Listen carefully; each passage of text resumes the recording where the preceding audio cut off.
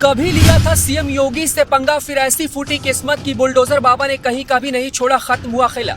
खत्म हुई सपा नेता आजम खान की पूरी कहानी। फर्जी बर्थ सर्टिफिकेट में कोर्ट ने पूरे परिवार को 7 साल की सजा सुनाई। पूरे यूपी में मची खलबली, सपाइयों की नींद उड़ी। आजम के साथ पत्नी और बेटे अब्दुल्ला की भी कोर्ट ने खत्म कर दी पूरी कहानी। बेटे को चुनाव लड़ाने को लेकर किया था बड़ा फर्जीवाड़ा, अब सलाखों के पीछे होगा। 7 साल गुजारा, योगी से पंगा लेना पड़ गया भारी। जी, कभी सपा का दाहिना हाथ रहे यूपी के सबसे बड़े सपाई नेता आजम खान का हाल बेहाल हो गया है। कभी पूरे यूपी में अपनी दबंगई और धाकड़ जमाने वाले आजम खान का चैप्टर का द एंड हो गया है। योगी से पंगा लेना आजम खान को भारी पड़ गया है। योगी अपने दुश्मन और विरोधियों को किसी भी हाल में नहीं छोड़ते, ये बात प्रदेश से लेकर पूरा देश भी जानता है। कभी योगी से भिड़ने वाले आजम खान अब 7 साल जेल में ही गुजारेंगे।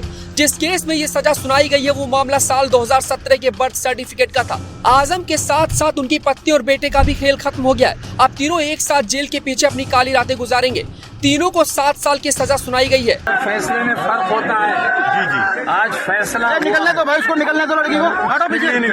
आप फैसले से मुतमईन नहीं है। सपा सरकार में फर्जीवाड़े का खेल खेलने वाले आजम खान के ऊपर तब से मुसीबत पीछा नहीं छोड़ रही है जब से यूपी में बुलडोजर बाबा की सरकार आई है। आजम खान के काले कारनामों की एक एक कुंडली खुलती जा रही है। योगी यूपी के सभी भ्रष्ट नेताओं के साथ साथ अपराधी, बदमाशों, बाहुबलियों को एक एक कर ठिकाने लगा रहे हैं। इनमें आजम खान का भी नंबर लगता जा रहा है। आपको बता दें कि रामपुर की MP MLL कोर्ट ने आजम खान, उनकी पत्नी और बेटे अब्दुल्ला को 7 साल की सजा सुनाई है। ये मामला साल 2017 का था, जब आजम खान ने अपने बेटे का फेक बर्थ सर्टिफिकेट बनवाकर विधानसभा चुनाव लड़वाया था। ये रामपुर की स्वार विधानसभा की सीट थी, जहां से अब्दुल्ला ने जीत भी हासिल की थी, लेकिन चुनावी नतीजा आने के कुछ ही दिन बाद उनके खिलाफ कोर्ट में केस दर्ज हो गया था। देखिए, अब्दुल्ला आजम खान के 2 जन्म प्रमाण पत्र थे। वादी आकाश सक्सेना ने एक FIR पंजीकृत कराई थी, क्राइम नंबर 4/19, जिसमें विवेचना के बाद चार्जशीट फाइल हुई थी। धारा 420, 467, 468, 471 और 120B के अंतर्गत अब्दुल्ला आजम, श्रीमती तंजीन फातिमा और मोहम्मद आजम खान को इसमें आरोपी बनाया गया था। दौरान विचारण इसमें सभी साक्ष्य पेश किए गए प्रोसिक्यूशन द्वारा, और डिफेंस द्वारा भी अपनी सफाई पेश की गई। अदालत ने आज जजमेंट सुनाया है। तीनों लोगों को इसमें दोषी मानते हुए दोष सिद्ध किया गया है, और सजा के मामले में भी कन्विक्शन के पॉइंट पर सुनने के बाद उन्होंने मैक्सिमम 7 साल का पनिशमेंट दिया है। इसके अलावा 3 साल का पनिशमेंट है और लगभग 15,000 रुपए जुर्माना है। सभी सजाएं एक साथ चलेंगी।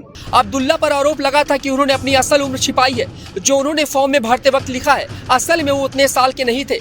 अब्दुल्ला पर आरोप ये भी लगा था कि उन्होंने चुनाव लड़ने की उम्र के पैमाने को भी पूरा नहीं किया था।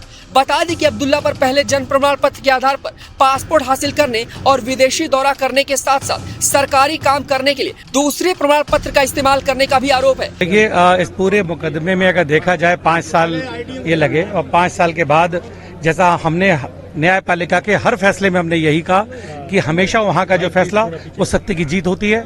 आज रामपुर जो MP MLA कोर्ट का जो फैसला है उसमें सत्य की जीत हुई है। तो क्या कितना बड़ा स्ट्रगल था, कितनी वो की गई थी, और किस तरीके से कोर्ट में क्या कहना चाहेंगे? देखिए, आज इनको इनके जो कृत्य थे उसकी सजा मिली है, और मुझे पूरा विश्वास है कि आगे भी जितने इन पर जो मुकदमे हैं जो इस तरीके के हैं उसको सजा इनको और मिलेगी। इसके अलावा जौहर विश्वविद्यालय के लिए भी इसका उपयोग करने का आरोप है। अब्दुल्ला आजम के पास 2 अलग अलग जन्म प्रमाण पत्र है। एक 28 जून 2012 को रामपुर नगर पालिका ने जारी किया था, जिसमें रामपुर को अब्दुल्ला के जन्म स्थान के रूप में दिखाया गया है। वहीं दूसरा जन्म प्रमाण पत्र जनवरी 2015 में जारी किया गया है, जिसमें लखनऊ को उनका जन्म स्थान दिखाया गया है। तीनों को पुलिस ने सुनवाई के दौरान सीधे कोर्ट से जेल ले गई है। वहीं बीते जुलाई महीने में 2019 के हेट स्पीच मामले में भी आजम खान को कोर्ट ने 2 साल की सजा सुनाई थी।